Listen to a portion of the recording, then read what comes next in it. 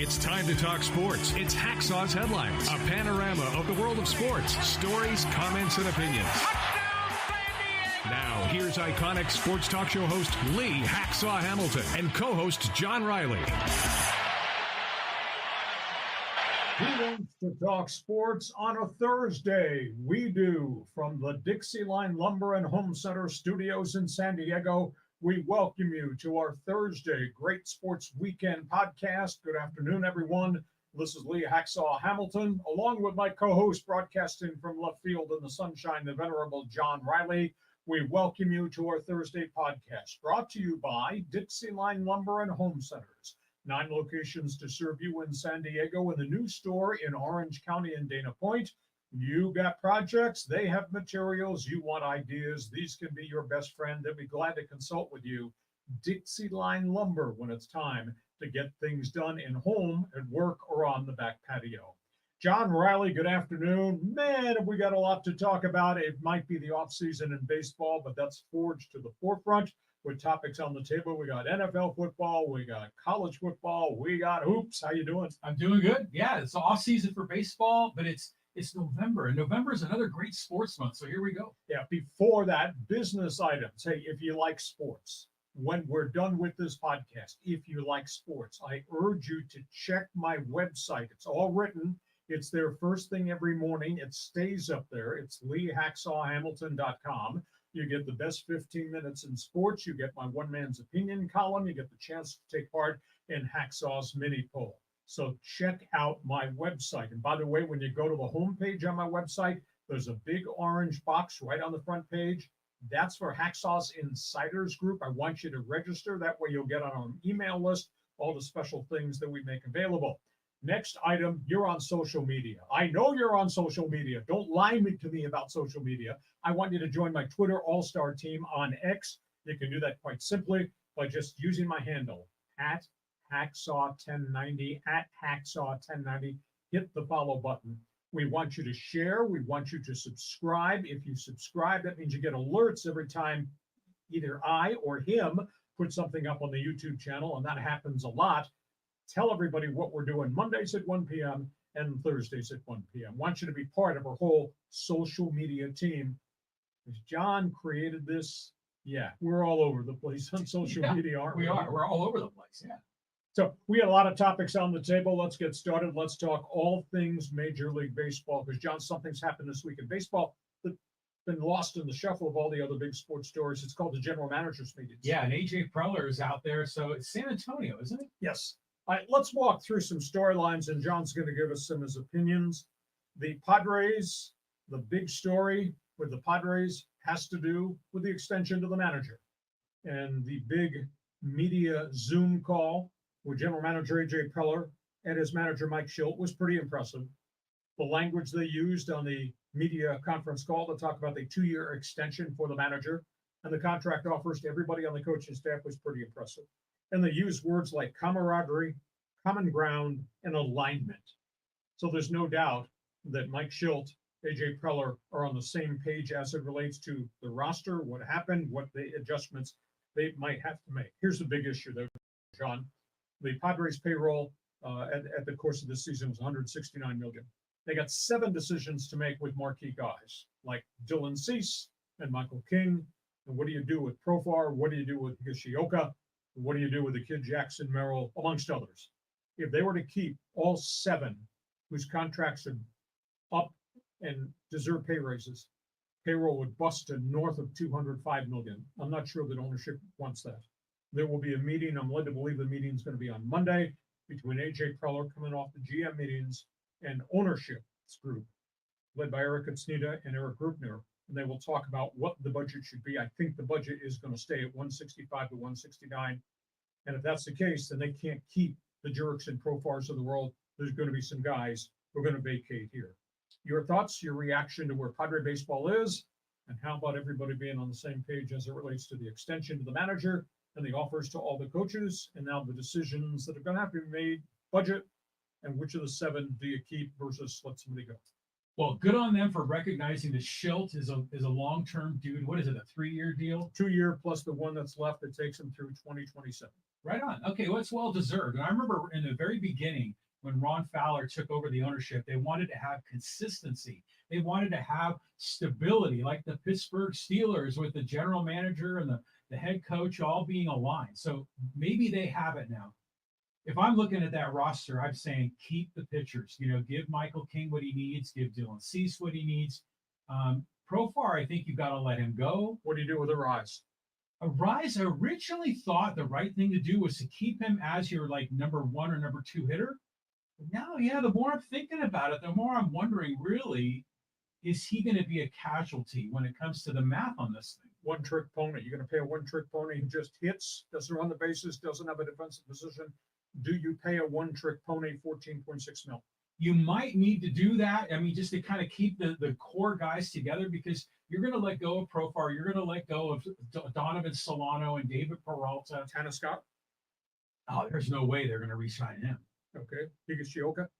Hopefully they can keep him. And and Ethan Salas is getting pretty close, though, isn't he?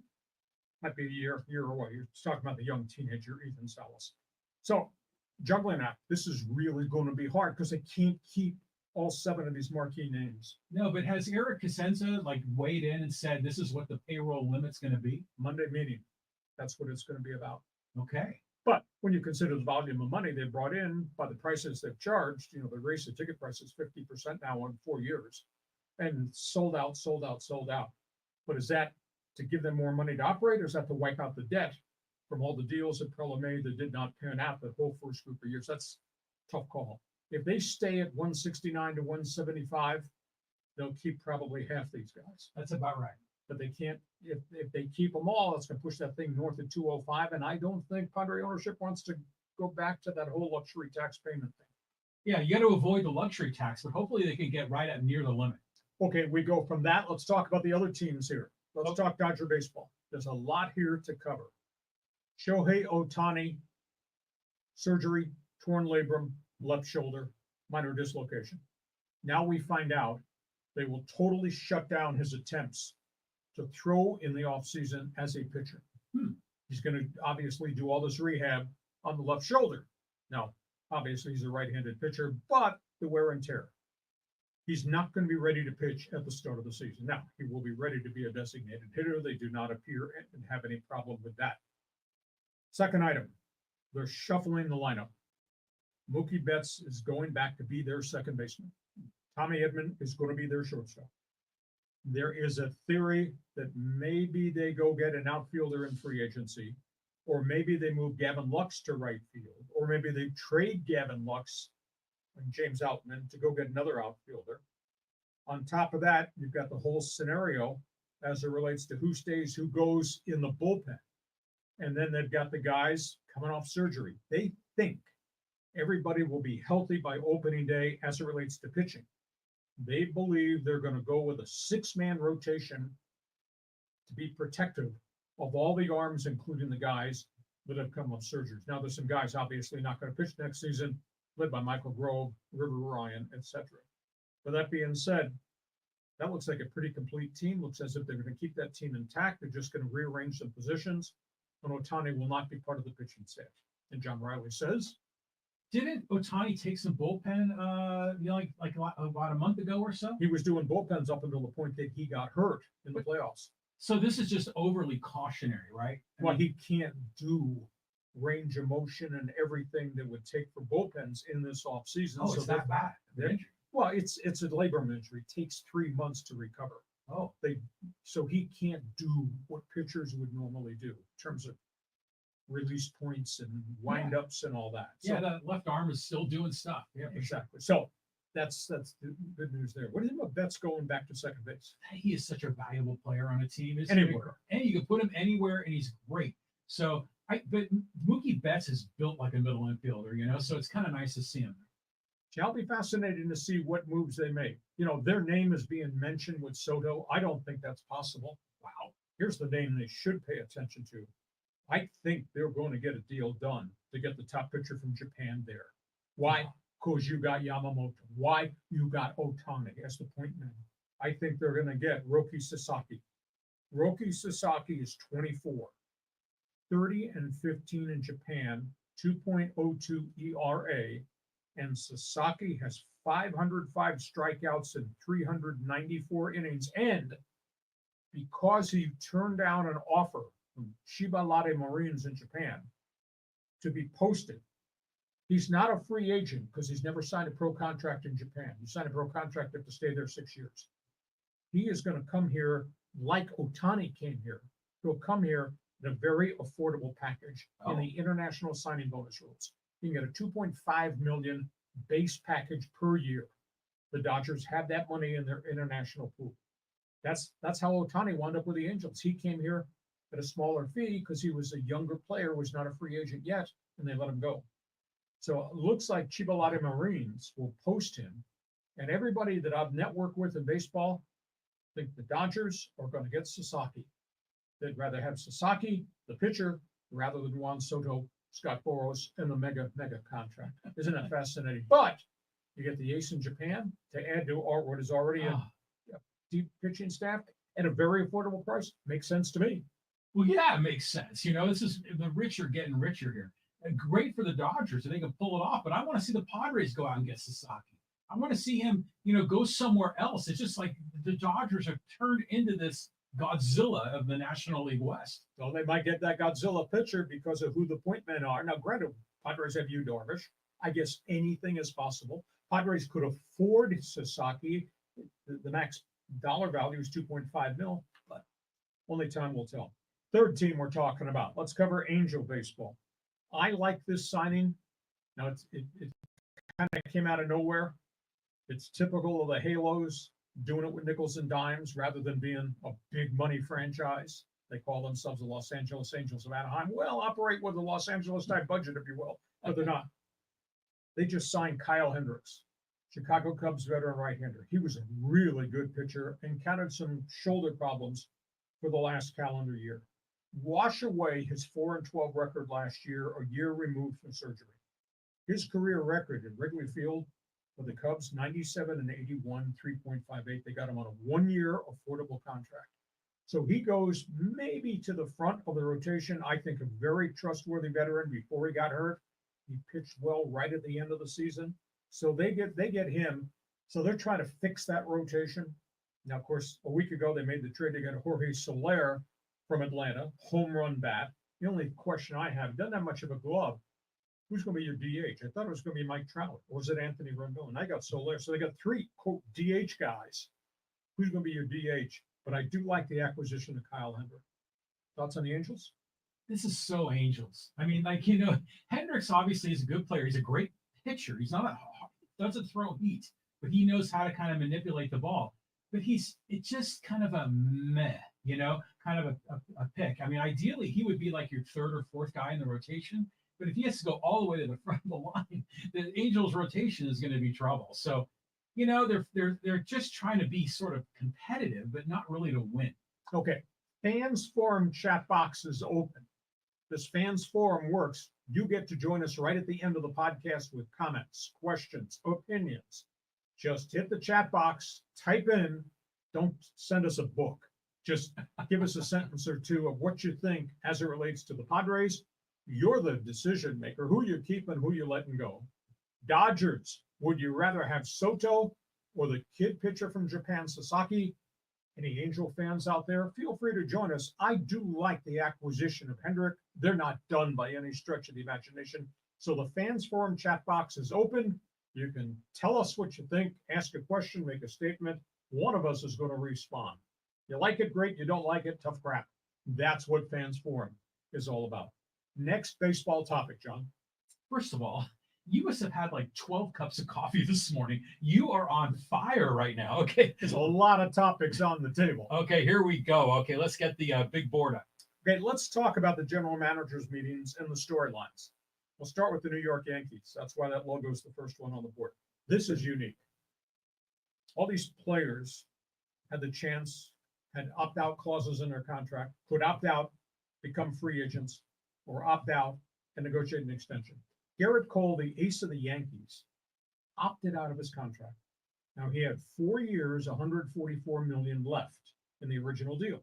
He had the right to opt out. It would have given him an opportunity to talk about a fifth-year extension with the Yankees. The Yankees came back to him and said, if you're opting out, we're going to let you go on the market. And we let you go on the market, you might not get 36 million a year or 40 million per year. Right. So they said, you think about that. You're with a team who's in a World Series, you're the ace of the staff, you're in the biggest market of the world, the Yankee tradition. Maybe you should stay here at 36 million per year over the next 4 guaranteed, rather than go in the market and think you can get better. Garrett Cole thought about it for 12 hours, got back to the Yankees and rescinded his opt-out. He's staying. He's not going back into the marketplace. So that's item one. Second item, the Yankees have reached the finish line with first baseman Anthony Rizzo. Beset by a lot of injuries, did not hit, lost his bat speed. They're not picking up the 17 million option, so that gives them money to use. They've had dialogue with Juan Soto and Scott Boras. Scott Boras made the comment, we're going to listen to everybody. We'll only talk to the teams that have a commitment to winning. Well, you're at Yankee Stadium. There is a commitment from the Steinbreckers. But Scott Boras is going to take this process out into December, probably into January, play the prices right. The Yankees, as an insurance policy, this week at the GM's meetings, made contact with Pete Alonso and then talked to Scott Boras, by the way, who is Pete Alonso's agent. So the Yankees are looking outside if Soto goes somewhere else, but I don't think there's a lot of places for Soto to go.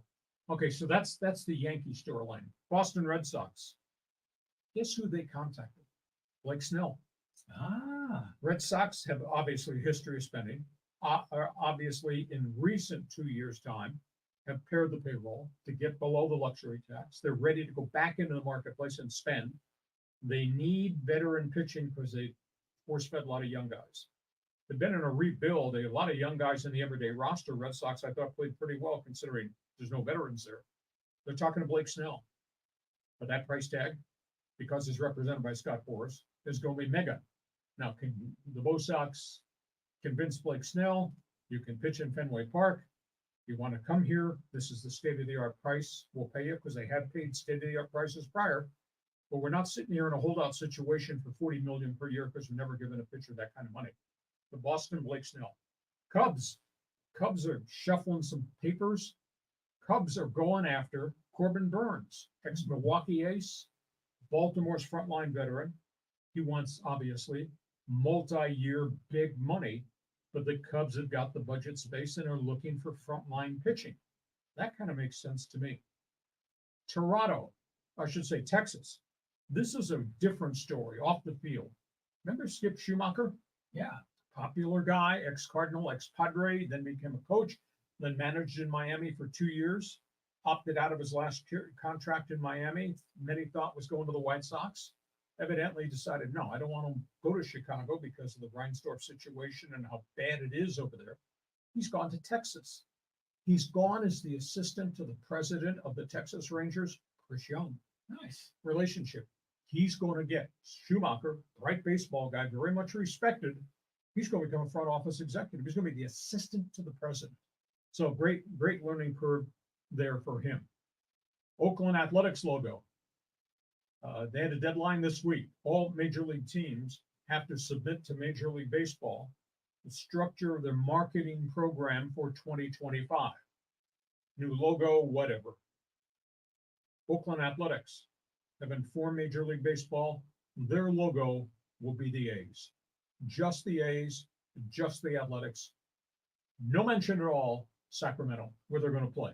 So they will be the Athletics with either the elephant logo or the A's logo, but no reference at all to their mailing address for the next 3 years in Sacramento. Some people in Sacramento not real happy with that. And the final topic is Arizona. You know, we talked a lot about Scott Boras, the agent. Do you remember last winter, John, when we were going back and forth, he held all of his clients out. And Arizona, at the last minute, wind up signing Jordan Montgomery, who had won a World Series during the year prior in Texas.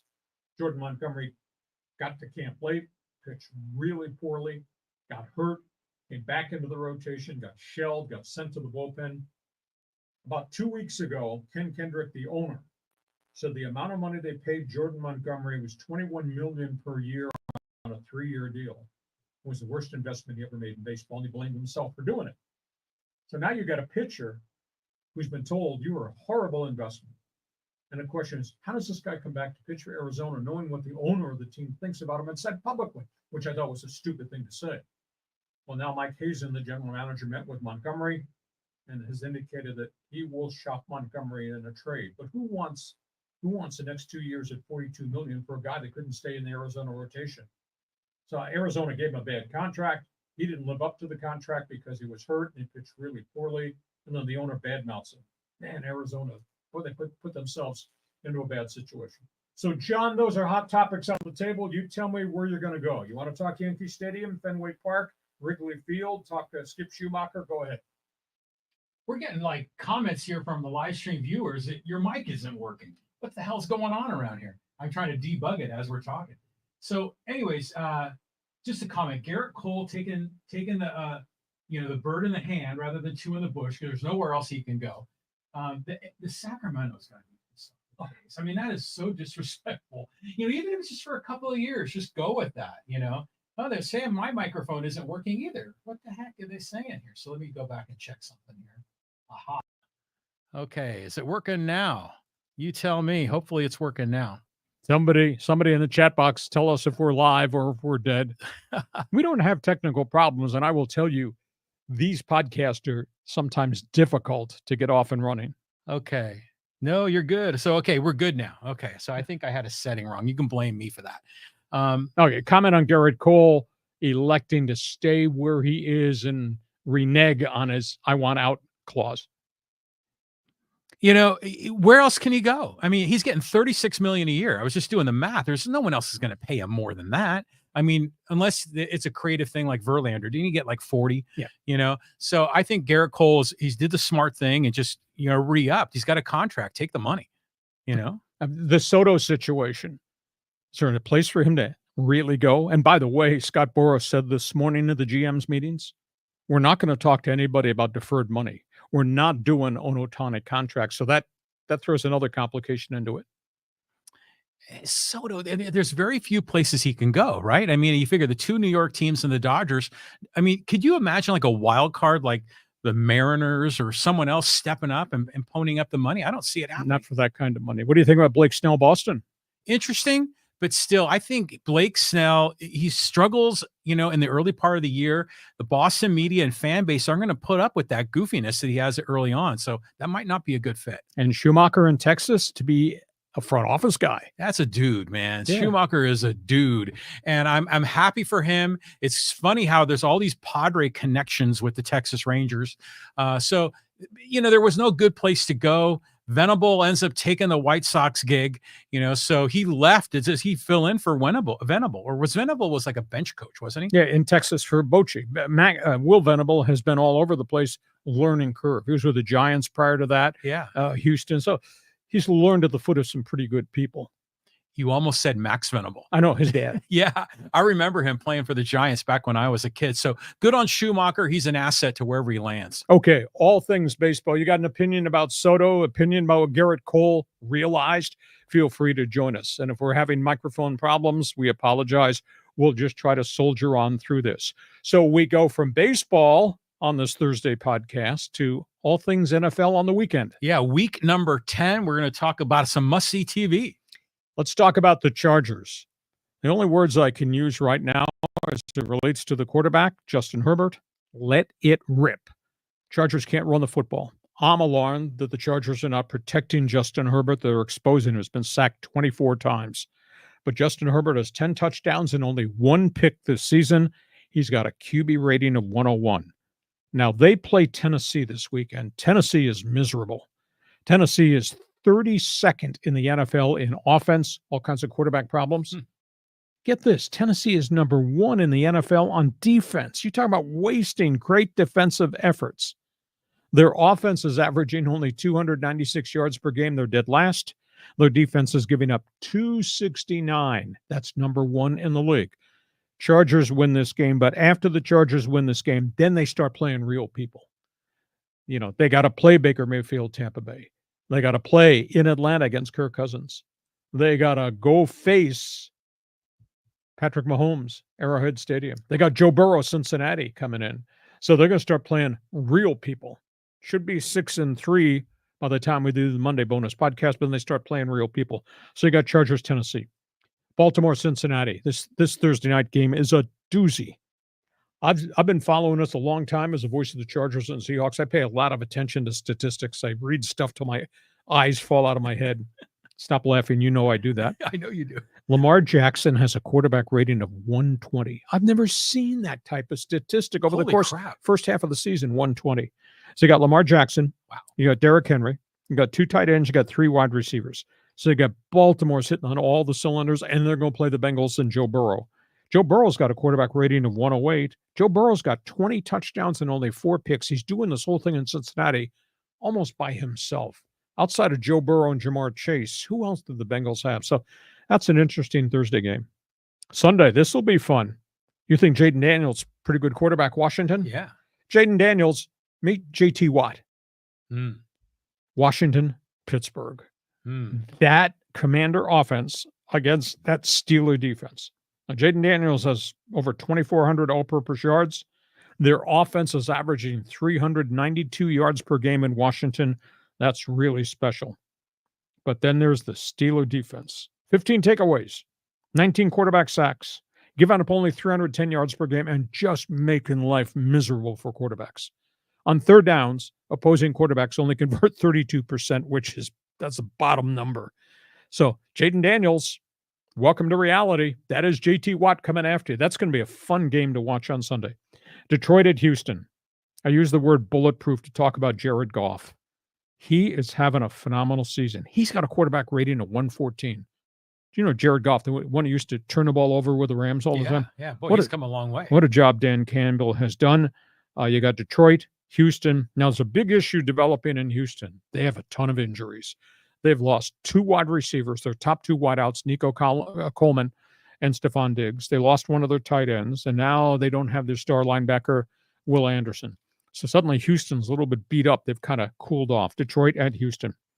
San Francisco, Tampa Bay. They are going to throw the football. You got Brock Purdy, 2,100 yards passing. You got Baker Mayfield, 23 touchdowns. We think Christian McCaffrey is going to play this weekend, coming off the Achilles and calf issue. Question is, if he plays for the Niners, how long does he hold up? And the other game, talk about the Rams and the 49ers. What a job Sean McVay has done. Those 2 top draft picks we talked about back in August and September when we did our preview, Jared Verse and Brandon Fiske, phenomenal. That Rams defense has 21 sacks, 11 takeaways, and they're facing a Dolphins team that is in huge trouble. Even though Tua is back, can Tua stay on the field and not get hit? Miami has lost 6 of its last 7. Matthew Stafford now has Cooper Kupp and Puka Nacua back. They look so vibrant on offense. Matthew Stafford has willed this team to 3 straight wins, and the defense is getting progressively better and better. And it's a really young defense. What a job Sean McVay has done. So, John, I call it must-see TV, but some pretty good games with a lot of impact in the standings this weekend. You know, your whole line here with Justin Herbert is let it rip. Like, let him throw the ball downfield. What happened to J.K. Dobbins? He got out of the gate so fast. Who'd they play early? That's a big issue. Okay, they you go. beat the crap out of the Raiders, and then they beat the crap out of Carolina. Who are those guys? Right. Nobody's. Right. Chargers haven't really, quote, beaten any named teams. Any named teams show up on a schedule a week from Sunday. I'm taking nothing away from Justin Herbert. I just think he's a phenomenal quarterback. He's a hell of a talent. Needs a little bit more help around him. But the proof will be in the pudding a week from Sunday when they start playing. They start playing, John, real people. Real people. Yeah, here we go. And the other game is like the Ravens, Lamar Jackson, 120 quarterback rating. Phenomenal. I mean, who has a rating like that? Like I've seen cases where maybe in a game it'll be higher, but not for a season. Half a season, 8-9 games, 120 rating. And again, this is the first time in his life he's complimented by heavy-duty running backs and receivers and tight ends who can catch balls, and he is a threat to still run the football. That guy, at this point, I think we put his name in the same sentence with MVP of the league. That's what I'm thinking too. It's like, who else could you have? Especially Mahomes is kind of having a down year statistically, right? Yeah, they're unbeaten though. Yeah, and now they're getting all their guys back healthy and all the guys that the general manager traded to add to the roster. I think Kansas City's best football is still to come. I mean, the fact that they're 8-0 with this whole issue with all those injuries, they're 8-0, and now you got all these other pieces that are joining this team. Will be back. It's going to be fun to watch. Second half of the season, cool. Yeah, it's terrific. I mean, this is a great time of year. I'm so happy for Detroit. You know, maybe they're going to make the next step to get to the Super Bowl this year. I think that'd be exciting. And, you know, when they traded Goff, the Rams traded Goff for Stafford, it wasn't an even Steven thing because there's a lot of other picks and players involved in that. So Goff was almost like a not a throw in, but a kind of a serviceable quarterback. Now he's become a star. Exactly. So good on those guys, you know. Okay, that's where we are. All things must-see TV NFL weekend. Hey, we get to halftime. Our Thursday podcast is brought to you by DIXIELINE Lumber and Home Centers. 9 locations to serve you. You know, it does not matter what the project is. You want to paint. You want to install new cabinets in the kitchen. You want to do something in the family room, his man cave. You want to add bookcases, whatever. You need to do things outside on the patio near the pool. You got projects for the rest of 2024 or into 2025. Think about materials. Think about ideas. Think about these people because their reputation is amazing as it relates to the home building industry. We're talking DIXIELINE Lumber.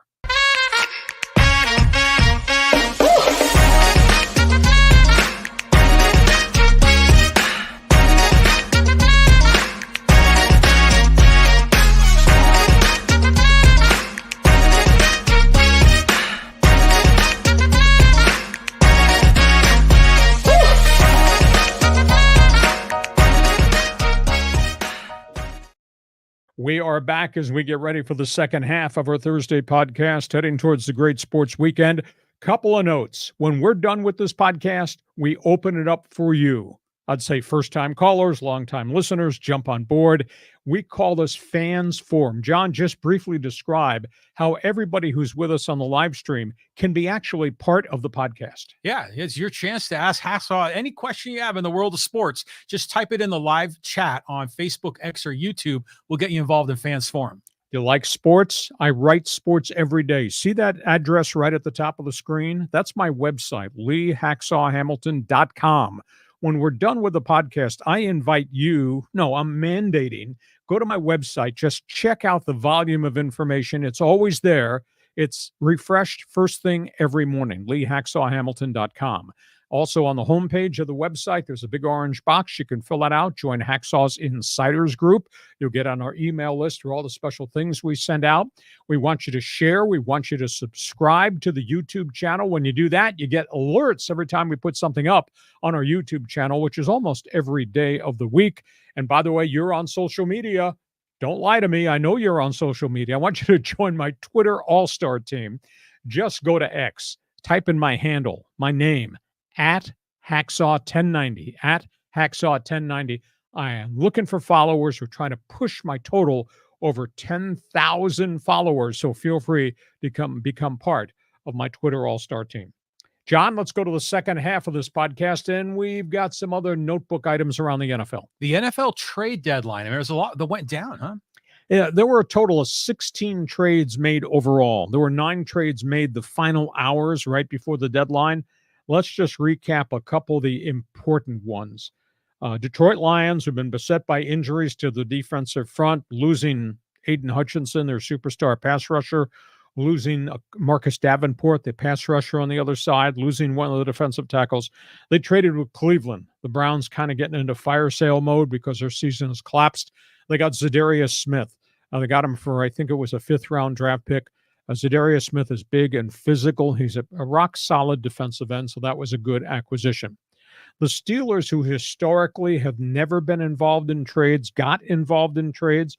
Pittsburgh traded for Mike Williams, the ex-Charger wide receiver, had been with the New York Jets, and they did something really out of their nature. They traded a 5th-round pick to get Mike Williams, who is age 30, 31, big play guy down the field, averaging 13 yards per catch. That was one acquisition, and then an hour later, they made another acquisition. They went and got another pass rusher. His name is Preston Smith. He was a rock-solid starter, tough against the run, a little bit of a pass rush guy, came from Green Bay.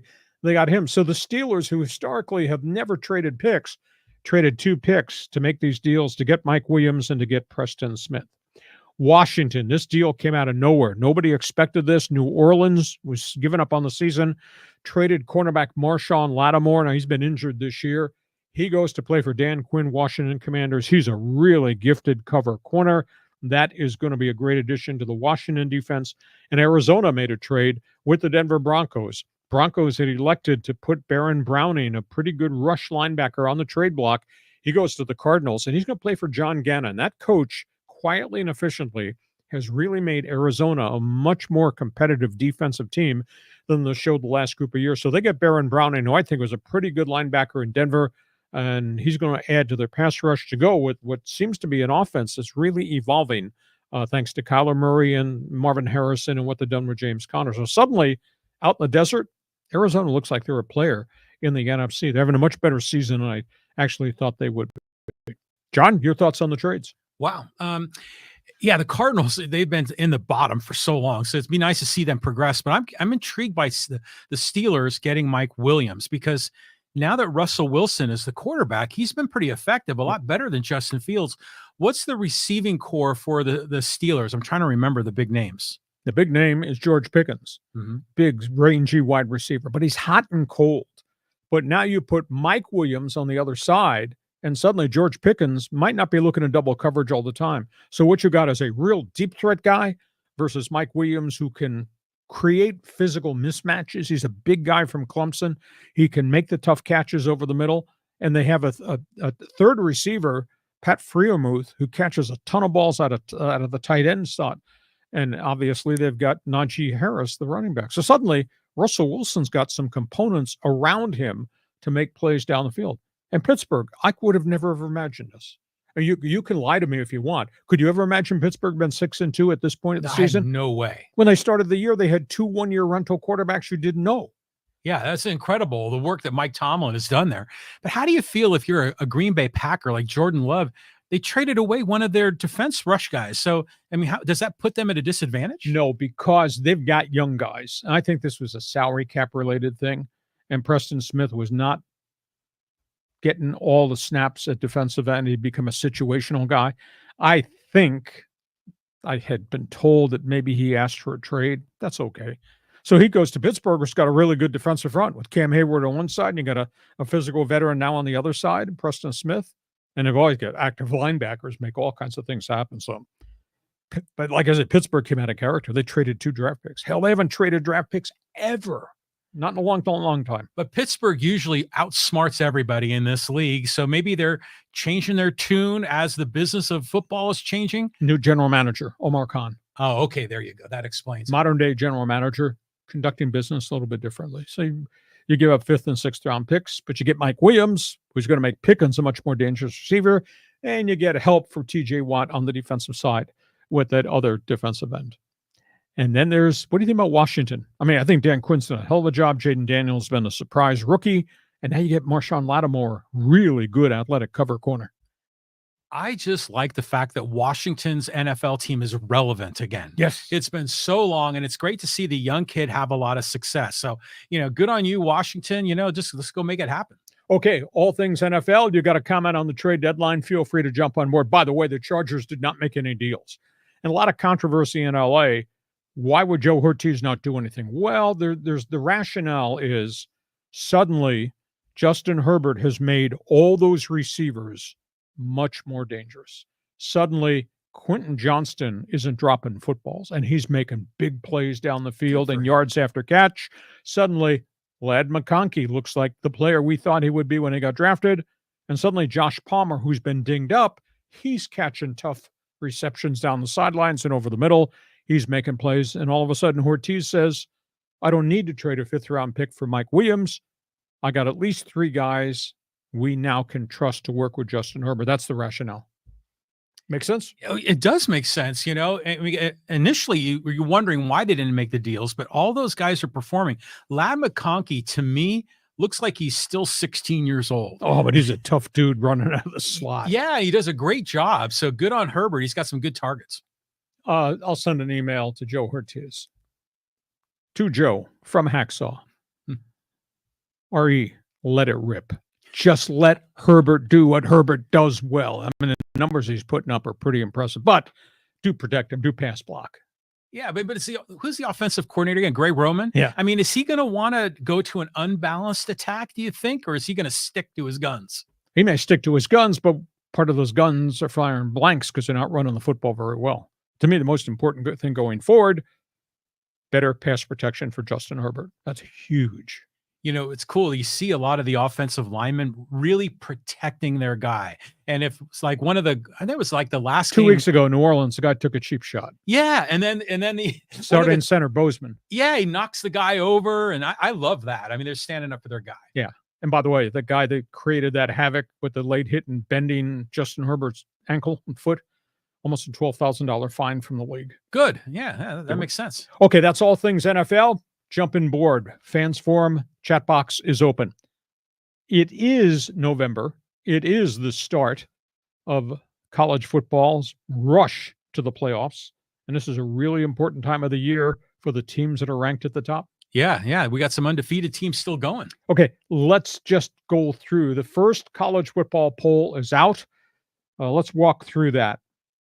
11 of the 12 teams on the college football poll are from the big boy conferences. The group of 4, the marquees. There's only one team from the group of 5. That's Boise State, rightfully so. So the question is, will the college football playoffs be all the big boys and then the one they have to give to the lower level conference top team? That bears watching. Oregon remains number 1 in the college football poll. Ohio State's right there. They've been beaten. Georgia's right there. They've been beaten. Texas is right there. They've been beaten.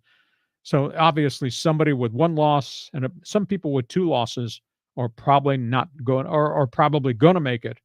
If Alabama loses another game and they play LSU this weekend, they're probably done. So it'll be fascinating to see not who's number 1, because I think we all know the marquee names, but who's in that 10, 11, and 12 slot, because there's some people that are going to lose here before this thing is done. We could still have an unbeaten BYU team get in along with Boise State, and I think Boise's going to run the table. Wow. I mean, Boise, you think can run they can run the table in the regular season, maybe in the Mountain West, but not in that playoff. No, but I'm saying run the table to be where they are with only 1 loss. Oh, yeah. Their only loss was to Oregon by a couple points on opening day. Yeah. Almost beat Oregon. Oregon, by the way, is number 1. Yeah. So, I mean, Boise rolled the Aztecs, but yeah, it's some of these teams that are involved here, like Georgia, Texas. I mean, this is going to be a tough bracket. There's a lot of good college football out there. Absolutely. Oh, yeah. I think the playoffs will be great, with the exception we're going to have 1 or 2 teams from the non-Power 4 conferences. How do they hold up? Watch BYU win the whole thing, and then we can get angry at BYU again for winning a national championship. They don't make sense. They don't deserve it. Okay, so that's the college football polls. I think it's been a great year in college football. USC, they're 4-5. They have lost 4 of their last 5. Lincoln Riley has taken so much heat at Southern Cal. Now, I don't think his job's in jeopardy, but he just benched his quarterback. Miller Moss sits down.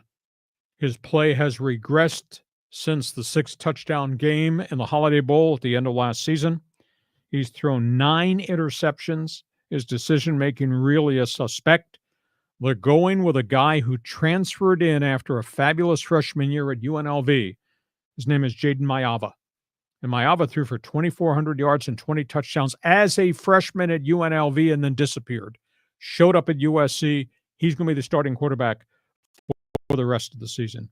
So USC is going to try to change what's happened to their offense. San Diego State, Friday Night Football, New Mexico. Again. This is really interesting. Yes, again, Friday night game. The Aztecs got their brains beat out at Boise State. I think they bounce back. They get a New Mexico team that's really dangerous offensively. New coach, Bronco Mendenhall. He found himself a quarterback, Devin Dampier, who makes things happen. They don't play a lick of defense. I would assume San Diego State's going to put 450 yards on the game. I think this will be a breakout game for Danny O'Neal. But again, you're playing the Lobos, who don't play defense, don't have enough players. But the flip side is I'm going to be fascinated to see on Friday night how Devin Dampier, who's really explosive, run and throw, holds up against what I think is a vaunted athletic Aztec defense. Devin Dampier has 2,900 all-purpose yards already. He's got 23 touchdowns on the season. They're averaging 480 a game offensively, New Mexico is. Really? But they're giving up 492. They're giving up 40 points a game. So can you say shootout? So I think it'll be fun to watch Dampier, who just seems to be electric, versus what I think is a really good Aztec defense. It just played its guts out this year, has been on the field way too long. So this could be 45-42. By the way, last week, New Mexico played Wyoming, 1,150 yards in total offense between the two teams. Holy Up crap. and down the field, up and down. Nobody could stop. Defense was optional. So Wow. Friday night is going to be fun. So that's where we are in college football. Then John Riley, you got a comment on USC and what's befallen Lincoln Riley, and your thoughts on Aztec football, which has kind of been up, kind of been down at 3-5 on the season. Yeah, so I'm thinking to the Aztecs, they're 3-5. They just got to win 3 more, and they're bowl eligible, and that would be a gigantic achievement, for Sean Lewis. When was the last time New Mexico was relevant in football? I mean, they had Brian Urlacher like a decade or two ago. A long time. The last time they were relevant, Rocky Long was going to sidelines playing defense. Exactly. So, it's weird. That stadium, too, in Albuquerque, they got a big stands on one side, and on the other side, like, I don't even know if they even have stands. Bronco Mendenhall is a great established coach. I mean, he rebuilt Virginia. Prior to that, he was at BYU. And so I was surprised he came out of retirement. He quit at Virginia 2 years ago and just needed a break from football. All of a sudden, he shows up in Albuquerque, and all of a sudden, his quarterback arrives so that he's going to fix New Mexico football for the Mountain West Conference. I think he's a really gifted coach, and he's got standards, and they do play defense. He'll fix that defense, and boy, he's got the sophomore quarterback that is really special. Yeah, that's exciting. Good on those guys. They need a little bit of help there in Albuquerque. That'll be Friday night on FS1. Yeah, this is the second week in a row. Friday night. And I remember the game last week, Boise and San Diego State, and it was a blowout. And you could tell that the announcers kind of lost their energy, and it was going to a national audience. Yep. And now they invited the Aztecs back the second week. 45-42. Well, if it turns out to be like that, then it'll be must-see TV. I concur with you. That's all things college football. Got an opinion? Fans Forum chat box. It's got your name on it. Jump on board. Let's talk hoops because it is November. We got basketball to talk about. Yeah, Lakers, Clippers, and even the Sixers. Let's talk about the Lakers. They've just completed a 1-4 road trip. And I'll tell you, the jury was still out on J.J. Redick, the coach, and now it's out even more. J.J. Redick this week ripped the opponents, ripped the referees, and last night after they got scorched by Memphis, he ripped his own team. He stood up in the locker room after the blowout loss to the Memphis Grizzlies, and he pointed at number 34, LeBron James. See that old man? You should play like that old man. He was furious at the rest of the roster, not at LeBron. But he's got complications now. Anthony Davis is bruised to heel. Anthony Davis is averaging 32 points per game, playing a ton of minutes. What did I say to you on Monday? I was worried about the amount of minutes these guys, AD and King James, were playing, and now AD is dinged up. Tell you what, they're getting no production off the bench, no defense at all. They are 28th in the NBA in defense. 28th. They have nobody blocking shots, nobody manning up in the backcourt. They're giving up 118 points per game. On this road trip, the Lakers, J.J. Redick's Lakers, on this road trip they just completed, they gave up 125, 127, 131, and 134 points. Where's the commitment? Holy crap. Yeah, exactly. And he didn't use those words. He used much harsher words. So they've got some real issues there. Please tell me where Gabe Vincent is, where Cam Reddish is. Dalton Connect has not been given a lot of minutes. Their bench bunch is not scoring points. So Lakers are 4-4 and they got problems. Clippers, talking about Steve Ballmer. It was interesting. They came back and they beat San Antonio. They were down 40-14 in the first quarter at home against San Antonio, and they roared from 26 back, and they won that game. Whoa. But they're scuffling. It's like a 2.5-man roster right now. You got James Harden, you got Ibaka, the center, and Norm Powell is really playing a lot of minutes, and he's scoring. But their bench is not producing at all. It is interesting what just happened last night. The owner, Steve Ballmer, and you and I have talked extensively about who he is and how he's conducted his business. He's tried to build this thing into a championship program. First with Blake Griffin and then Chris Paul, didn't work. And then obviously what he tried with Kawhi Leonard and Paul George. And Ballmer has responded to criticism about why you did not re-sign Paul George. And Ballmer just stood up last night before the home game and said, I offered him 3 years, $150 million. This is Paul George after Kawhi Leonard had signed a 3-year extension, said, I'll take that too. Let's keep this thing together. And after Ballmer offered him the same contract that Kawhi signed, Paul George came back and said, I want a 4th year. I want it all guaranteed. I want a full no trade. And then Ballmer's response last night is, I am not changing our basketball business model. I offered him $50 million a year and he turned it down. Paul George just got buried by the fans in LA. Just booed the crap out of him. And they're going to play the Lakers. Philadelphia's playing the Lakers, and he's going to get booed again tonight. So big issue there. But Steve Ballmer is going to have to grit his teeth. I think this is going to be a non-playoff team, and he's going to have a lot of cap space. They're going to have to rethink, hit the reset button with that. The third item, this involves Joel Embiid, the star center Philadelphia. This is really bad. This is really ugly. John, you're a sports fan. You know the media, what we've done, what our role is supposed to be, etc.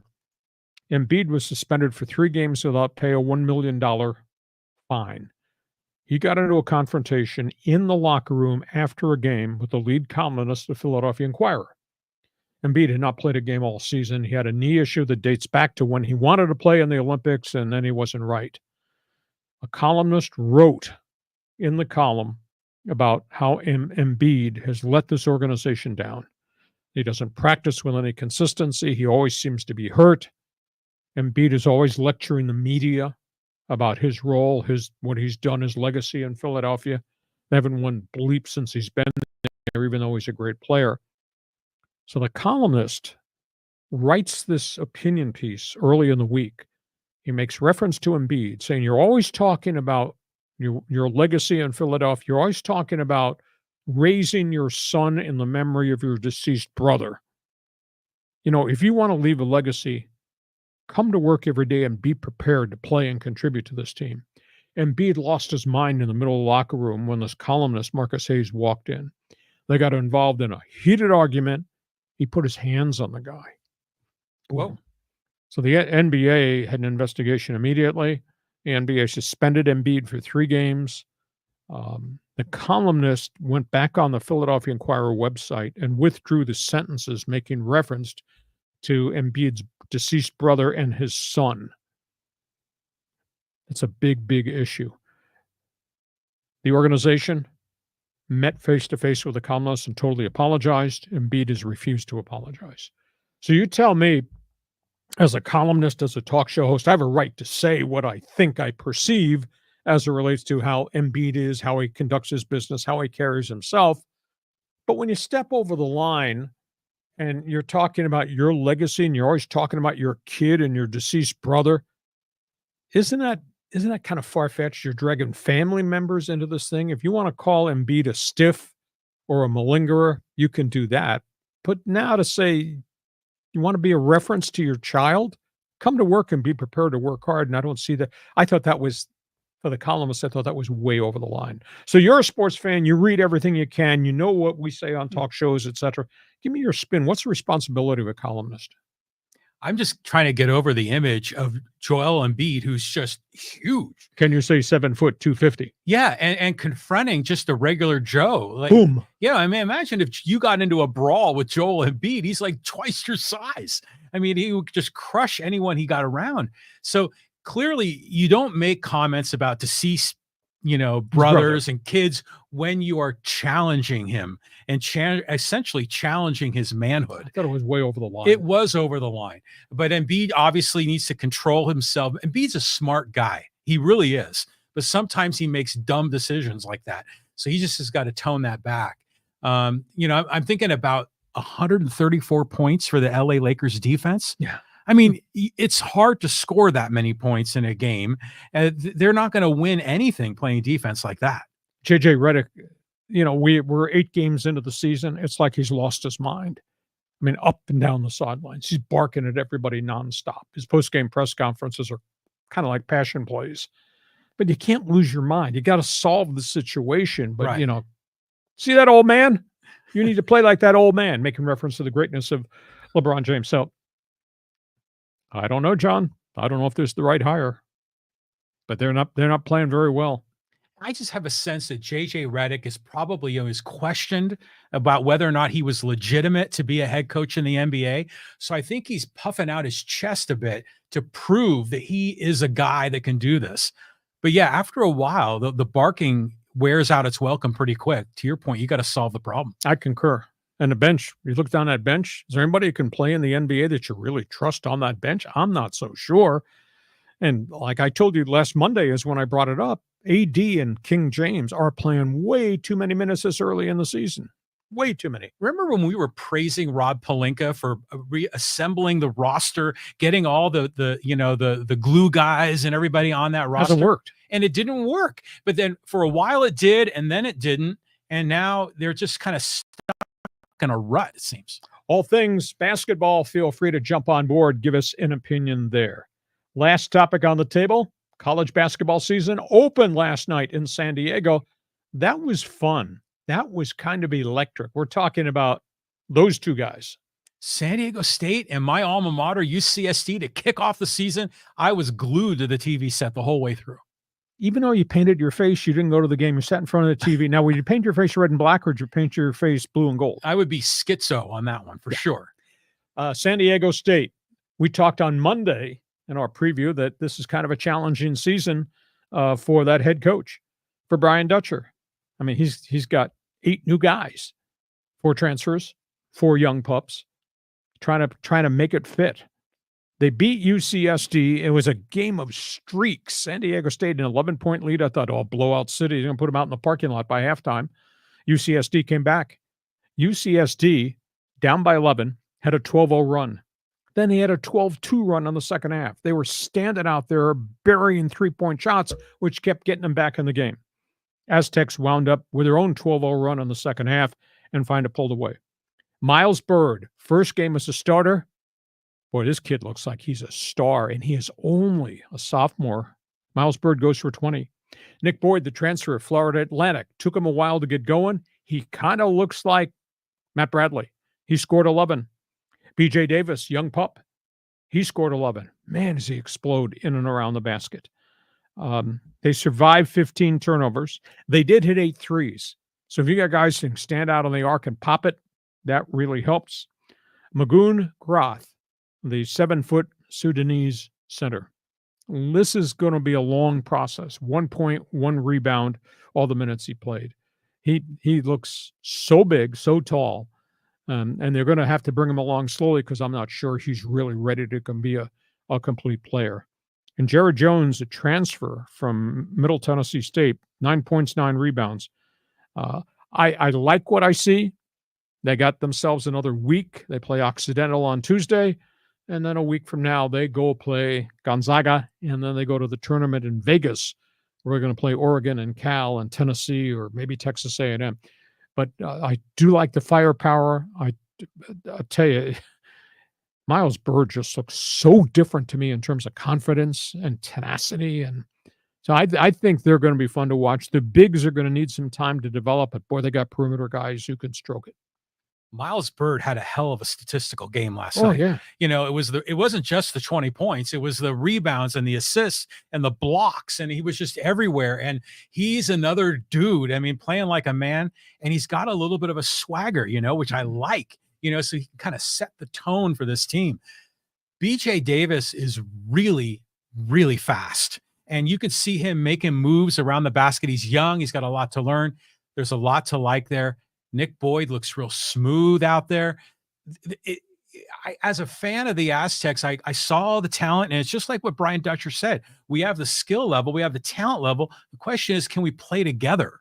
And it was a little bit of herky-jerky for a while, but they got the job done. How about tell you, Eric Owens at UCSD, what a hell of a job he has done in 2 years window. He had the backcourt. They're big. And they shoot a lot of threes, and they make a lot of threes. I'll tell you, that in the Big West Conference, that's going to be the great equalizer. And this is the first year the Tritons are going to be eligible for the NCAA tournament. That looks like they've got themselves a bunch of strokers. Now, I don't think they're big enough, but I'll tell you what, when you can hit from the perimeter, you make up threes. Threes make up for what you can't score inside. You have to understand this and put it in perspective, because when I was at UCSD in the 1980s, they were Division III. They would play Claremont, the Claremont colleges. They would play Biola. They would play Laverne. You're the guy that spit on the Whittier player, right? Yeah. Yes. Okay. Yeah, they would play these tiny schools and they would struggle and have a tough time. And then I graduated in the late 80s. They eventually went D2 and they were competitive for a national championship there. Now they're D1. Now they're eligible for postseason. And now for the second year in a row, they played the Aztecs, a former team that went to the championship game. They're playing them competitively and tough. That McGee kid hit, I think, 5 threes last night. Yeah, he was awesome. Tate Jones was really good around the basket, Eric around Ray. the hoop. I mean, so there was a lot to like there. They're going to have a nice run in the Big West Conference this year. And they could be, if they win the Big West, they could be the NCAA representative for the conference. How about that? Oh, my God. I mean, that would be like unbelievable if the Tritons were in March Madness. I mean, I would follow them wherever they landed to go see that game. So you will be showing up at some arena with your face painted blue and gold. Blue and gold, yeah. But, right now I'm a fan of both teams. I adopted the Aztecs when Steve Fisher came into town. I'm looking forward to going to a lot of games for both teams at home and on the road. It's great. This is a awesome time, and what a better way to kick it off, at least selfishly for me, to having the two San Diego teams play each other. Mr. Hoops joining us here it's on fantastic. the podcast. Okay, it's your turn to join us. This podcast is brought to you by DIXIELINE Lumber and Home Centers, 9 locations to serve you in San Diego, and the new one that just opened up in Orange County. You got projects. These people have the materials. You got projects and want ideas. They can help you, your best friend. They can be your consultant at DIXIELINE Lumber. Do you think we have a few people who've got opinions on a few of these topics on the table? Damn, we're going to be here till Saturday at noon. I know we've been pushing like 2-hour podcasts lately. Okay, hit it. Let's hit it. Okay, let's go here to Angel. Hey, with the Musgrove out for 2025, if they could have signed Michael King along with Darvish, the Padres should be good to go. Well, Darvish is under a multi-year contract. King is still arbitration eligible. I do think they'll try to creatively finance a contract to get Michael King affordable contract. I would think this year he probably gets bumped to about $8 million. So what do you want to do with the second year? You give him a second year at maybe 10 to 12 million. I don't know that it'll go much beyond that. The Padres, I think the bigger issue is who they keep, who they let go in the everyday batting order. And that obviously weighs into the equation. What do you do with Profar? What do you do with Higashioka, the catcher? What do you do with Arise? Again, I don't think they can keep all 7 of these guys because the payroll would bust up to north of 205. I don't think ownership wants to do that. We'll see what happens. I was told there's a Monday meeting, Preller and the ownership, to determine, quote, what the budget is. So if they bump the payroll up some, maybe they go to 175, 180, then AJ will have to work his magic. Some guys are going to exit here when they're done. What do you do with Jackson Merrill? I mean, you don't have to give him a raise. You don't have to give him an extension. Do you just kind of stick with him at the rookie contract level? I think that's kind of unfair considering what they've done in the past with Tatis before he was arbitration eligible, what they've done with the draft picks. I would bump him. So, he made $800,000 last year on the first year rookie contract. Second year, I think is $850. Maybe you go from 800 the first year. Maybe you get him to 3, and maybe then you give him $5 million the second year, and just go there. I don't think they're going to give him $10 million per year. Nobody bumps a guy from 800,000 bare minimum to 10 million just like that. He's only been here 1 year. But you take care of him to a degree. Yeah, hopefully they can do that. But would you like sign him to a long-term deal? Kind of jumping the gun here after one season and locking him up at a lower rate? Yes, but what's that number? Right. But you sign him to a 10-year contract after just one season. You got to be judicious here. It is interesting. 2 weeks ago, AJ Preller in his end of season get together used the word about building a championship team, quote, responsibly. Yeah. Responsibly means limitations on further expenditures, years or dollar value for multi-year contracts. So I'd take care of Merrill. but I'm not giving him a 10-year contract at this point in time, especially since you got so many other guys that you really have to deal with. Remember, like about 10 years ago, they gave those long contracts to, what was it, the Hundley, the catcher, and Chase Headley, and Chase Headley, yeah, and even I think Venable, and none of those guys really worked out. Well, they were established major leaguers, but they were not stars. But they were the only cornerstones we had to hang our hat on at that time.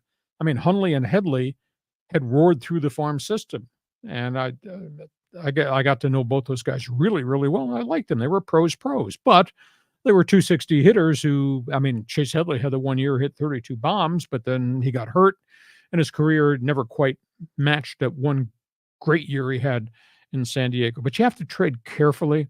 Now, I'll give you a 30-second story. Do you remember the pitcher Andy Bennis? Oh, yeah. High number 1 draft pick. Yeah, he was awesome. Young guy got here. Well, he had the second year. He pitched really well, but he was still an arbitration guy. And they just hassled with the agent about the dollar value. I was at spring training doing my broadcast, and they were still in Yuma at that point. And Andy Bennis came with another pitcher, Greg Harris, and they sat in for an hour, took calls. It was fun radio. Right towards the end, I got notification that the Padres had a right, if contract talk stalled, they had a right to automatically renew the contract. And they renewed Andy Bennis's contract at the same freaking salary he had the year before while he was on the air with me. And I mentioned it to him, and Andy had a meltdown right on the air. That was the first he heard of it? Yes. Was from you? Well, Andy was with me. I don't know if his agent couldn't get hold of him on a cell phone. I said, we just got this note that the Padres have renewed your contract. It might have been $700,000. And stuff he said on the air, I thought, oh, my goodness. Andy, Greg Harris rolled his eyes. Greg Harris was another young pitcher. He was good, too. Yeah, he got hurt. But I thought, oh, this is terrible. And Andy just went on and on. He was just so furious. And he eventually wound up getting traded. I think he got traded to the St. Louis Cardinals probably 2 years later. Yeah. But so that's the fine line you have to walk if you're going to renew a guy. But I don't think Prelude does business like that. So I don't think that's an issue. They'll find some dollar figure that's above the minimum for Jackson Merrill as a reward. Now, whether they go from $800,000 to $4 million just like that remains to be seen. All right, next question. Let's move on. Okay, let's talk a little Dodgers, and this is from Mike Lopez. Reports in Los Angeles, Teoscar Hernandez moving to right field to open up room for the Dodgers' #1 prospect, Dalton Rushing. Well, they took the catcher Rushing, and they have spent right at the end of the PCL season, and what they're doing now in the Arizona Fall League, and Rushing is playing the outfield. But that's rookie. That's rookie has to prove he can play. That's rookie has to prove he can play and hit major league pitching simultaneously. Now, remember, they do have Andy Padres, and remember, they still have James Outman. But there's also rumor maybe it's Gavin Lux because they're moving Mookie back to second base. So they're going to have some candidates. And Teoscar's a pretty good person, pretty good player. Could he play right field? Maybe he can. So there's moving parts. They could also trade somebody. One of the things I heard is maybe they shop Lux at the winter baseball meetings. They trade him and something else to get an established outfielder. But they want to re-sign Teo and Teoscar.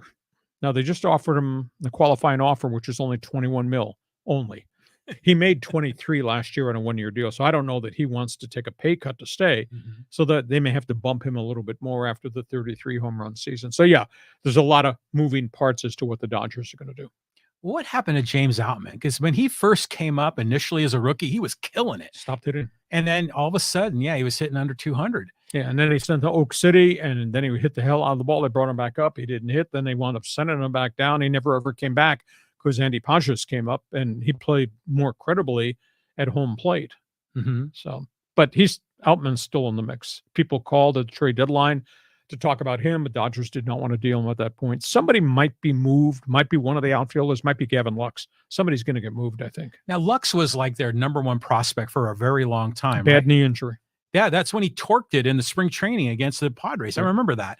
It's taken him a year. Now, he had the miserable start last season, but I'll tell you, from the All-Star break on, he had over 300. He went back to being who he was with the stick. Right on. Well, good. But he couldn't throw from short to first. He was bounce throw, and they move him back to second. So that's why Betts is going to be the second baseman. So maybe Lux goes to the outfield because he's an athlete, or maybe Lux is the trade bait. Steve Sax syndrome. You got it. Okay, let's go here to Chris. My sources are telling me the Dodgers are prepared to offer Clayton Kershaw a blank check to return next season under the condition that he not be on the postseason roster. The Dodgers do not win this year's World Series without Kershaw being inactive. Other teams, knowing they would not get to face him, were completely demoralized. Reaction. Oh, come on, Chris, you're reaching. You're going to separate your shoulder reaching for that. Here's the storyline on Kershaw. And I say this week, it may have already happened. We don't know because they haven't confirmed it. He has 2 surgeries. One is obviously for the bone spur in the toe. The other is for torn meniscus in the knee. He opted out of his contract. Not that he was unhappy with the $10 million offer on the option year or unhappy with the bonus clauses, the incentives. He opted out to give the Dodgers the space on the 40-man roster, John, so they could protect another player. So he's going to retire as a Dodger. He wants to pitch. He says he'll be healthy to pitch. I'm sure he'll come back, probably re-sign at $5 million with incentives if he has a healthy season and stays on the mound. So this is not about Kershaw wanting a big payday at the end of his twilight of his career. This is Kershaw doing something for the Dodgers to give him a spot on the 40-man roster to protect somebody with the knowledge that he wants to come back and finish in Dodger blue. Yeah, that's just the right thing to do. Classy. I mean, it's kind of like when, we've seen so many cases of athletes at the end of their career switch teams, and it's mind-boggling seeing them in a different uniform. And they do it for paydays, and then they got options, and the guy had a crap season, so he's going to invoke the option, so he gets a second payday. It's the way baseball is right now. Yeah, so, I mean, I'm no Dodger fan, but I want Kershaw to be a Dodger. And I think he will finish that way. Okay, next question. Thanks, Chris, for the comment. Okay, let's go back here to Emmanuel. And he says, is the NFC West weak or really competitive? Do the Rams have a chance on winning the division? It's interesting. You need to check my one man's opinion column today. See what happens when you don't read my website. I wrote a full column about the second half of the NFL season, and I broke down every team in the NFL. You did. You're a National Football League fan, just go to my website, leehacksawhamilton.com, takes you to the homepage. On the right-hand side of the homepage, there's each of the different pages. I have a one man's opinion column. Read my opinion column if you're a pro football fan about your favorite team. That being said, NFC West, Arizona looks kind of dangerous. I don't know whether they can run the table or go deep into postseason, but they look kind of dangerous right now. John Gannon's got these guys believing. And Kyler Murray's playing really well and hasn't been hurt. Geno Smith is putting up staggering numbers, but he's got no help around him. He's taken so many hits, so many sacks, they can't stop anybody. So Seattle's not what Seattle is. Right now, these Rams are playing really well. And the intangible thing, John, virtually all the guys who are on IR are about to come off IR. It's almost as if the second half of the season, the whole roster that they did not have to start the year is going to be back. And they've won 3 in a row. Stafford's playing really well.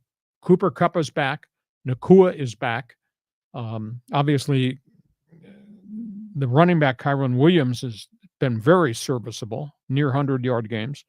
And those 2 kids they drafted, Verse and Fisk at the top of the first and second round, they're playing our ass off. So suddenly, they got a team that's getting healthy and a team that's already proven it can play, and McVay's turned out to be a great teacher. So Rams could forge their way. I mean, think about this. They were 1-4, wind up a playoff team. That's pretty impressive. Well, in your one man's opinion column this morning, you were even questioning if this was a playoff year for the 49ers. Yeah, well, by product of all the injuries. Oh, of course. But, it's just weird when that division, NFC West, San Francisco usually is always at the top. Now, if you were to go around the NFL, is there one division you think is the best or one division you think is the worst? Good question. NFC North kind of looks like the black and blue division, Mm-hmm. but then Detroit went into Lambeau Field and punched the Packers in the mouth. And the Bears, who had that great start with Caleb Williams, now they're a little Jekyll, they're a little Hyde, so you never quite know where they are in terms of the development. It's wide open. This whole thing is based on, are you healthy? Yeah. If you're not healthy, San Francisco has just been ravaged. Now, Christian McCaffrey's going to play this weekend. Can he hold up with a calf in the Achilles? They don't have Ayuk. Deebo Samuel's had all types of physical woes. George Kittle's playing on one knee. He's been banged up. He is playing. You can only lean on Brock Purdy so much before he starts throwing interceptions. So Frisco's not what Frisco potentially could have been. Just got so many guys hurt. Yeah, I mean, it's unbelievable how much they've been struggling to have all their talent on the field. Yep. So McCaffrey coming back will make a big difference. If he can hold up. If he can hold up. Next question. Thank you. Okay, let's go here. And by the way, this comment here from Dodger fans, they're still dancing like peacocks. This is from Nando. He goes, Dodgers World Series champs, you bums. Dem bums got a ring. We talk glowingly on our Monday podcast. In fact, we've had the most, or maybe second or third most views ever in the 15 months we've had this podcast on last Monday's Salute to the Dodgers. I think my column was Dodger Blue equals Dodger royalty. Yeah. How cool was that? So the glow in the sunshine, and now the Dodgers, as I just reported in an earlier segment, the Dodgers, I've been told, have the inside track to get Sasaki, the bright young pitcher out of Japan. I mean, imagine if they add him to that entire young pitching staff that's going to be back finally. They think a lot of these guys are going to be back totally healthy by opening day. Holy cow. Well, they have so many pitchers. I mean, if they added Sasaki and you got all those young kids, they had but some of those guys are also rehabbing and are not going to be ready. Okay, but still, I mean, and I will say this for just the viewers that are watching the podcast, the Instagram feed is insane with Dodger fans that were angry at you for, saying the Dodger way was broken. Now in midseason, when all their pitchers broke down, you had to raise that question. If I'm a journalist, I have to look at the story and say, this is what I know. This is my opinion. Are you going to do something about it? I mean, the national media was writing too about, quote, the Dodger way. They wrote 2 weeks after I had done my column and what we had said here. So I'm not bashing the Dodgers. I'm just dealing with the facts. You are. Yeah. But the funny part about all of it is the Dodger fans.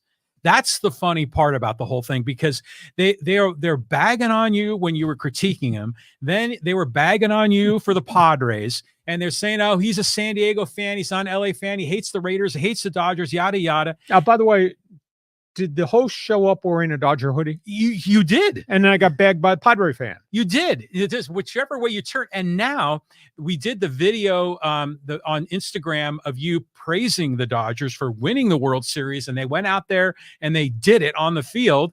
And you still get crap from Dodger fan. They're like, we don't want your backhanded compliment. You screw you. You're not one of us. Stay down in San Diego. And I'm like, oh, God. These Dodger fans are just relentless. You see what I had to deal with as a talk show host every minute of every day, but that's okay.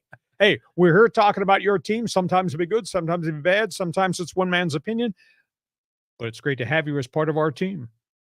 By the way, you own that. All right, next question. Thanks for the call. Okay, let's get a little NHL here. This is from Darth Skater.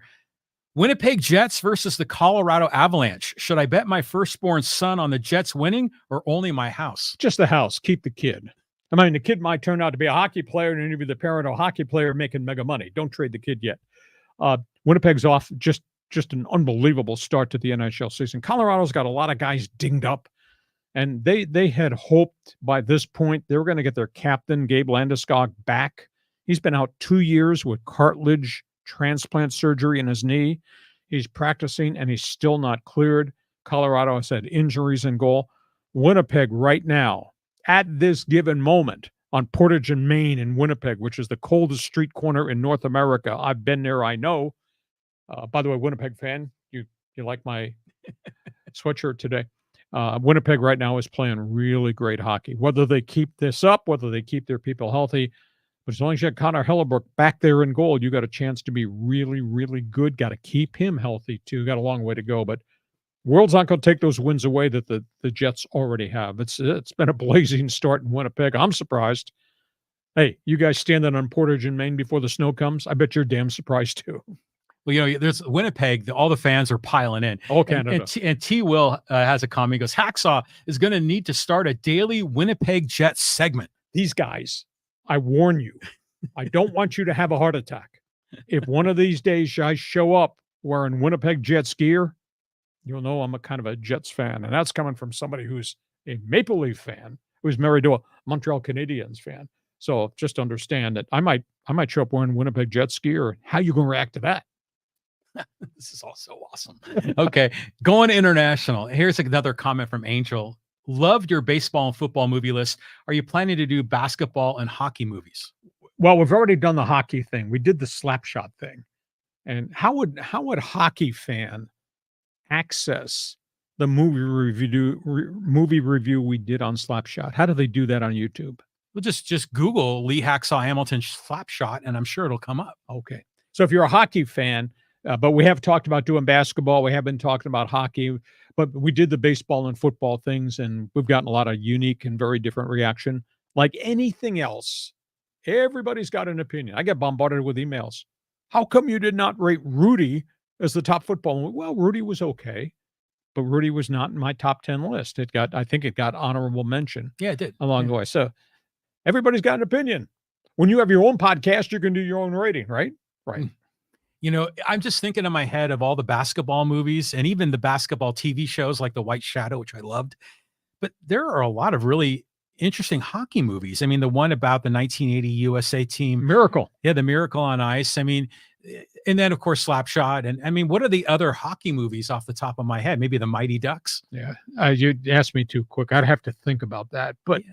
We'll get around to it. But I think these are great for us because they provides us some content when you're on the road that we can do. And then plus there's a lot of other movies in sports that are not any of those four sports. They're cycling or running or something else. And those are all great too. So for a hockey fan on the O Canada Network, when you get a chance, just go to Google Lee Hacksaw Hamilton Slapshot movie review, because we did one months ago. And the response we got from all my friends in Canada, from Toronto to Winnipeg and out to Vancouver, said, man, that was cool. Because I told a lot of stories. At the end of the day, I was in the minor leagues doing hockey, and I was in that league, in the North American Hockey League, when, quote, the Charlestown Chiefs, actually they were the Johnstown Jets, and the arrival of the Hanson brothers, which is really the Carlson brothers. You'll get a kick out of it. We ran some movie clips in it. So just if you like hockey on the O Canada Network, just type that up and watch it. I think you'll get a big kick out of it. The comments section are great on that Slapshot review that we did because so many other people love that movie passionately and have the inside scoop like you do. And so they're saying, oh yeah, I remember that Hacksaw. And they kind of give some more anecdotes to kind of fill in the gaps of the story. So that's a one that people really love. Yeah, it was interesting. It was my last year in the minor leagues in hockey before I went to Cleveland and broadcast the Cleveland Crusaders. In my league, in that Slapshot league, the broadcasters included Bob Costas. He was a young guy coming out of college. He started his career in Syracuse. So he was one of the broadcasters. He went on to a brilliant career. I went on to the NFL. We had other guys that went on. There was a guy in Erie by the name of John Paul Della Camera, who became the voice of World Cup Soccer on ESPN. There was another guy who was on Long Island, Eli Gold. He became the voice of the Alabama Crimson Tide. He just retired about a year ago down in Birmingham. So there was the five of us. They were all the same age, all drinking beer on the bus in the Iron Lung, and we all lived through, quote, Slapshot. And as I said when we did the movie review, I'd say 85 to 90% of the junk in that movie was true because we all lived it.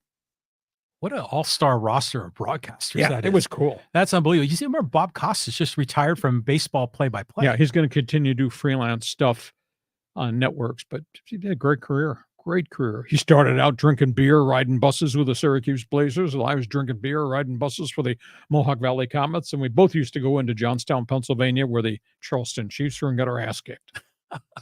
Okay, let's move on. Next question, right, but check that out if you're a hockey fan. Okay, here's a three-parter. And this is from Rick. And he says, who you picking for the Ravens and Bengals? When you got a quarterback that's got a quarterback rating of 120, that's what Lamar Jackson has going into the game tonight. That's a hell of an accomplishment. So I got to pick Baltimore. Cincinnati's quarterback, Joe Burrow, is just brilliant. But beyond Joe Burrow and Jamar Chase, please tell me who else they have to carry the workload in Cincinnati. I think Baltimore's going to just take them out. Baltimore looks like a complete, really dangerous NFL team.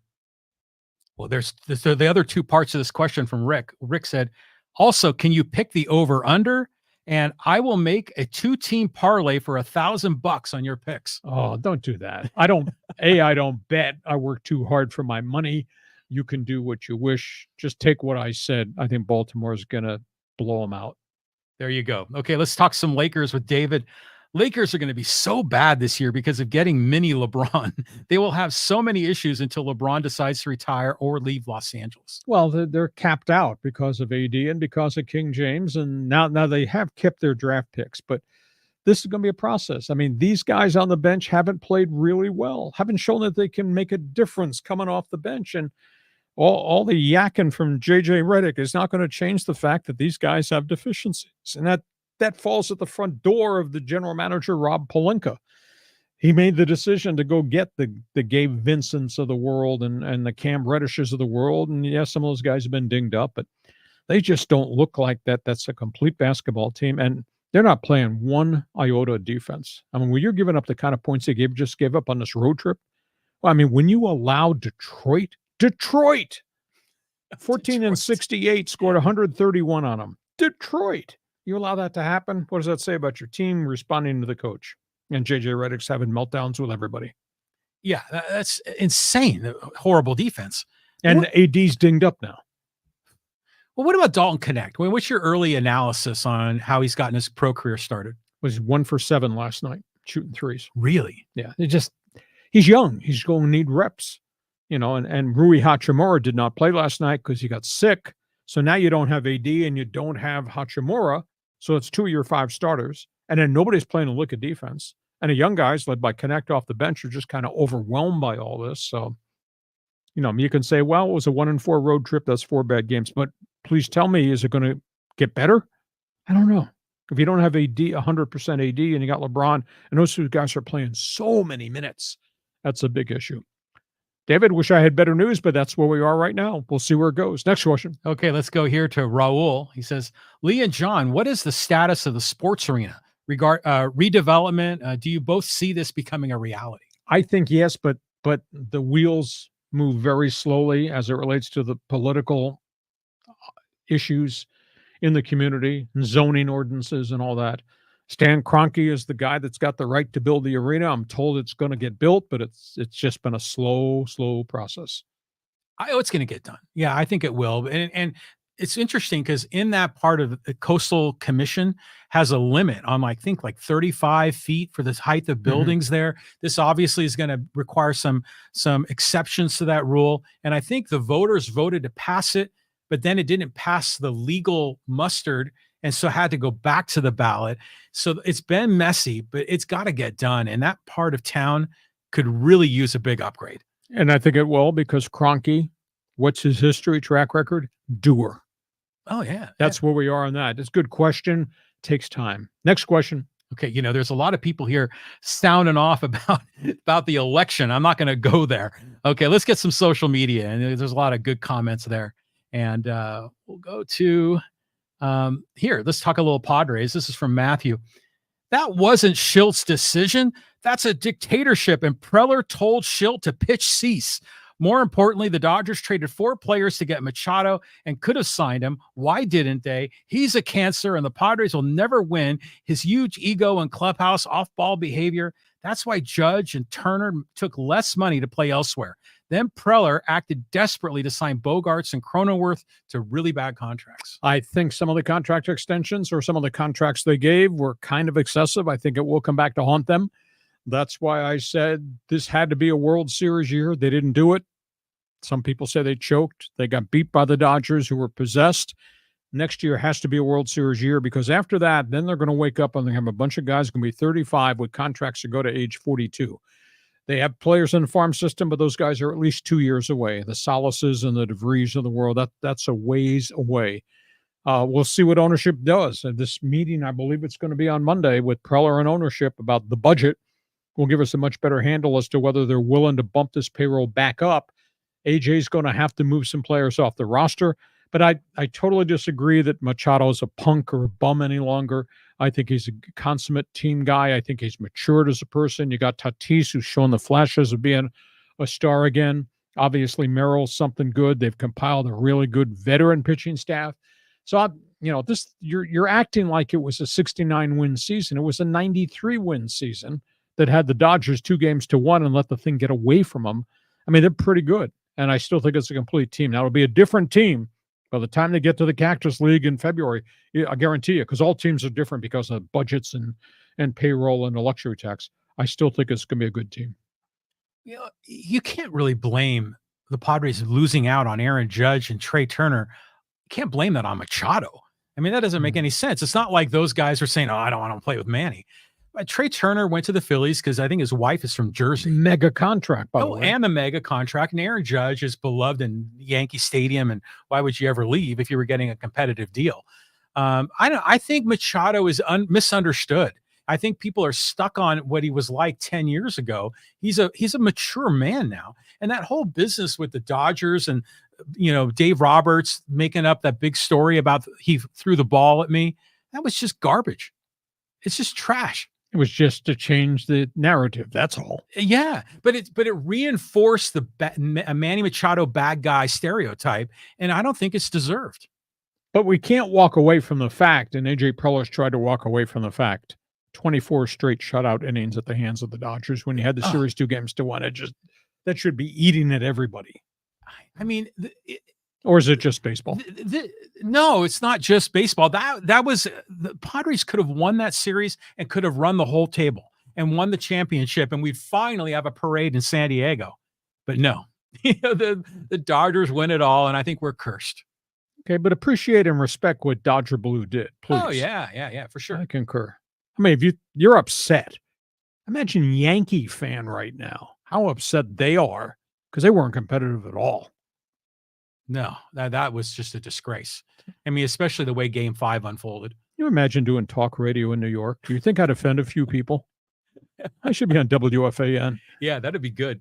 Okay. All right. Couple more here. Okay. Speaking of LA championships, remember I made a comment, how many do they have in LA? And this is from Chags. He counted, this guy, Chaz, counted everything, all sports, which is great. I'm glad they had time to do that research. Yeah, and that's exactly what we were trying to come up with on the fly.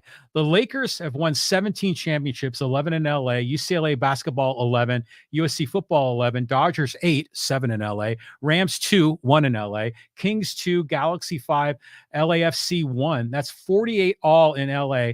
Hacksaw 40-50 is not an exaggeration. Job well done. Because when you asked us off the top of the head, I wasn't paying attention to some of the others. Should you incorporate the Anaheim Ducks? Should you incorporate, obviously, the LA Kings? Does the average fan pay much attention to MLS and the soccer championships there? So, yeah, there's a way to, if you have time, rather than do it on the fly off the top of your head, there's a way to compile. Great job. 48. That's pretty impressive. And you can include the Angels, too. They got one. Yep. So, I mean, LA has just been loaded. And then over the last 20 years, maybe the last 30 years, San Francisco has just gotten a ton, with all the 49ers and the Warriors and the Giants. Are you going to pull the curse of San Diego out of your pocket right now? Because how many were in San Diego? 0, unless you count the AFL in 1963. With the AFL Chargers. Yeah, or we have to kind of go down a step and talk about the San Diego Sockers, which are a legit organization, but it's not big time. Okay. Thanks for doing the homework for us. You can become our chief researcher. Okay. Let's go here. Fact check, John. More Dodgers comment. This is from Studio. He says, I'm happy that good sportsmanship won out in the end. For the past few years as a Dodger fan, I've been hearing other fans grumble that we're too nice. We don't have the fire, meaning we weren't big enough a-holes, and that's why we kept choking in the playoffs. Turns out that wasn't it at all. Was he one of the guys who was throwing stuff at Profar when Profar was jumping up and down and antagonizing Dodger fan in left field? Yeah. That's okay. It's interesting. Bill Shaken of the LA Times, who's their senior columnist, he writes a lot of business stuff, and he just wrote a column in the LA Times. I'm surprised he didn't get more play down here. He says the greatest rivalry for Dodger baseball is no longer against the Giants. It's now against the Padres. That's kind of cool. This rivalry now has gone to a much, much different dimension. And what did I don't know if you heard about Dave Roberts this week. He did a national podcast, and he said, our World Series was against the Padres. Yeah. Yankee fan beside himself. Well, did you see video clips of that? Because I think that's Mookie Betts' podcast. Right. And Mookie Betts is there with his sunglasses on indoors at recording this. I remember he did the one with Tatis earlier in the year, and they were both wearing shades inside. Good on them. Yeah, that was that was the big game. I mean, that's what everyone was fired up for. The fans were fired up for it. The players were fired up for it. They knew it was all about. And it didn't get done. Oh, but Andy Green is still the prophet. He goes, someday we're coming and we're going to get you. And maybe it wasn't this year. Maybe it's next year. Okay, listen, we thank you for participating in this unbelievable podcast. We apologize for not taking any of the political comments. I didn't bring a batting helmet nor a vest today to wear. Maybe we'll have some comments about that, but then maybe we won't, because this is a sports podcast. But we thank you for joining us. This podcast brought to you by DIXIELINE Lumber and Home Centers, 9 locations to serve you in San Diego, and the new one that has opened in Dana Point in Orange County. You got projects, they've got materials. You need ideas. These can be your consultants, be your best friend. Just remember the name when it comes time to do work, DIXIELINE Lumber. John, take a deep breath. We got big weekend college football, bigger weekend NFL, and we'll be back in here Monday at 1 p.m. So hope you'll join us for the bonus podcast. Well, I hope I'm going to be here too on Monday. So thanks, Lee. I mean, this has been terrific. Hey, and thank you for joining us. Always great to have you with us Mondays and Thursdays. Please join me as a follower on social media at Hacksaw1090. Check my website. I write stuff that you won't believe. It's there every day. And we want you to subscribe to what we're doing on the YouTube channel. That way you'll get the alerts every time we put something up there. And join us. Become a part of Hacksaw's Insiders Group. It's all on my website page. Thanks for listening. Thank you for participating. Have yourself a great sports weekend. We'll see you Monday on Hacksaw's Headlines. Join us again for Hacksaw's Headlines on YouTube, Facebook, and Twitter. And find the audio version on your favorite podcast apps. For more content, go to LeeHacksawHamilton.com.